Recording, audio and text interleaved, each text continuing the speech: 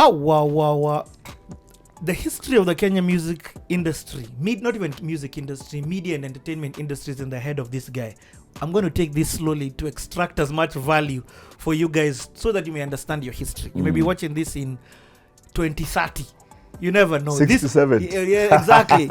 This is where we started. Or you may be watching this today in your Gengeton, not knowing the work that you're standing on the shoulders of giants. Or not even knowing that you're actually the tip of the arrow, which is about to do something crazy. Ooh. This guy has many of those. You're the tip of the arrow who is about to do something crazy. Because other guys have built the arrow. Because you're actually the one God has chosen to just pass over this thing. Like you're the one who history will be based on. People will bookmark history with you. Okay, let me. I've got some things in my head I need to remember. So first and foremost, you talked about comedy.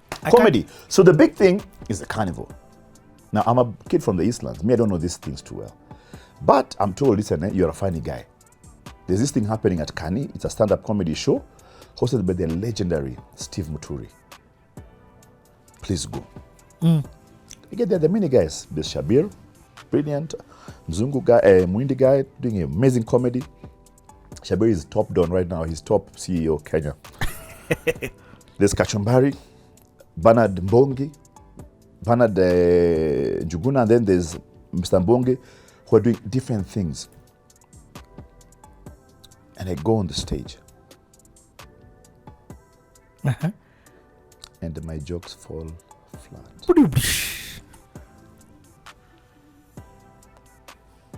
I'm like my pals just like when they live there, they're like, hey bro, go down. Ube chapa mbaya. You guy, and I started learning about talent and creativity, that I can be a good writer, orator, but it doesn't mean that I'm a very good comedian or I'm a very good everything. Which meant that Ted specialized in what you know. So I can sit here and tell you a joke, you laugh. But that doesn't mean on stage. On stage, you'll actually win. I'm good in slapstick. I can tell you a joke, you add, we laugh here like crazy, but I won't stand here and go like, guys, sasa, munajua, but I can just do it naturally. Okay? So what did I say? What can I do with this skill? I passed it on to my emceeing skills. Before even you get to your emceeing skills, there's something that you've said. What made you try? Because a lot of guys are scared of trying. You tried. You did. You learned. You learned what you're not good at. One of the things I love about youth is that youth don't have so much fear. Right now at my age, I'm so afraid of failing that I will not try some things. I'm like, it's okay. Let me be safe. But you see, youth are like, listen, I have 20 more years ahead of me. I have 30. I can just do whatever I want to do. Can you imagine right now there's a kid starting who, when I was starting to do this, was not born. But the tragedy is this, that he can rise to a place that me and him will audition for the same gig. Ooh. Today. So he can fast forward. The speed at which right now both of you can audition for the same gig. A couple of years ago, I go to Daystar University. I'm doing a show with Faki called Next on stage. So I'm looking for talent. So I've driven all the way to Daystar University in the River. And I'm told there's another very crazy kid here. Some thin guy. It's called SPU. Come and see him. He comes and sees me. I invite this kid to some show I'm doing. After a few weeks, he meets one of the members of our group, who's a big comedian. He blows up. Right now, he earns probably more money than I can earn in one show. None other than Eric Omondi. Modoni DQ. They've come, they have a girls group, they don't have sound, they don't have anything. I have sound.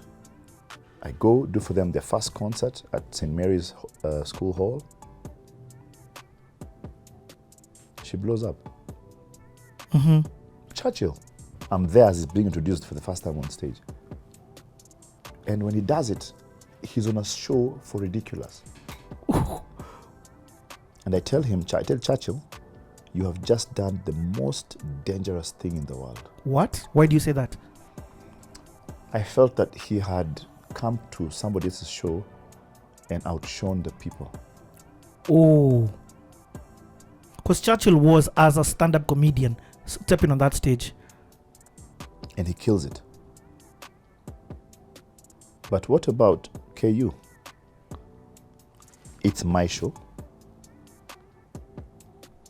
A group of guys come to perform. I see some guys doing a satire. I'm like, you guys are crazy. I'm like, you know what, you guys? I performed last week at another show in Kani. Mine backfired. But let me take you guys. Ridiculous. No way. Come on, dude. Nothing. Are you telling me you were in the discovery of, not in the discovery, in the opening up? You know, when you talked about Kani, in my head I thought ridiculous instantly. But you're talking about meeting them in KU. KJ? I took them to Carnival. You can ask KJ. You see the problem of stories which are told, and I read a book called Ego is the Problem. In this book, the writer says that everybody tells a story how they want themselves to be glorified in the story. Many times we have people, and let me tell you, I can tell you artists in Kenya who've never told anybody, I'm the one who got them on stage. Never. They will not say. DJ Shitish will tell you where I got him. Nakuru. He used to do English comedy. He was very good, actually.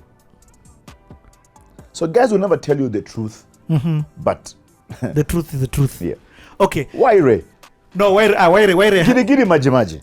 Wait, dude, where did they come from? You're moving too fast. Ngoja. So you learn. So there's two things. I'm coming back to this K South, but before the K South, this comedy show makes you understand I'm not good at this at instant, but but I can be the hookup to this. And that's something God has given me. God has given me a grace, an amazing grace to connect people and things. Right now, I can ask you, who do you want to meet? I know. I'll pick up the phone and I'll call them. I want the Prezone City. But that's not a problem. But tutaongea baadaye. Let me tell you. You see, this is how I look at it now. God, like what I was telling you earlier on, God can decide everybody in this room today gets 10 million in their account. Today. But if you get 10 million from God, that money is counterfeit. Because God cannot give you money unless it's through a bank, which is the legal system for giving out cash. Or God cannot steal from another guy's account and put in yours. That's not possible. You don't just wake up and see new numbers. No. Kifwa. There has to be accountability to where that money came from. So the only way God can give you 10 million is today you meet with Ted, who knows somebody else, who connects you to the 10 mic that you want. That's how God works. In that same thing, it means that there's people, God has given everybody a solution for the next person. Trust me. I like the thing we call 5 degrees of separation. Yeah. Which simply means 5 people around you can sort out your problems. But are you aware of what you have as a connection or what you have deposited in you for somebody else? For others. I tell guys I have a lot of shoes. Now, there are reasons why I got very many pairs of shoes. But I started giving out the shoes, even brand new shoes. And people would ask me, why would you give out brand new shoes? In fact, I'd give them out. I gave a guy till today, one of my great friends, he tells me, I'll still pay you. I'm like, I don't want. God told me to give them, I gave them to you. Now, I have also been a recipient of the same thing. In the Bible, we are told about a guy who went to the desert and he was fed by ravens. Now, the story here is this, that a raven carried meat. Are you saying the oxymoron? Yeah. Like a raven is not meant to give you jam. It also wants to eat the meat. Yeah. But it carried meat. God has given all of us as ravens meat to feed other people. It's not for you. The problem is we don't want to give it out. So it's like a fat kid and cake. You grab. You cannot eat all of these ones. God has given me a blessing for you. My work is to give you the blessing, even if it hurts me giving you. Do you know that God is able to ask you to give out a blessing that you thought was yours, even when you're lacking? Yep. And I understand now about preachers who pray for people and they get breakthroughs and they are still asking God, when is theirs coming? Exactly. For the same thing, especially something like childbirth.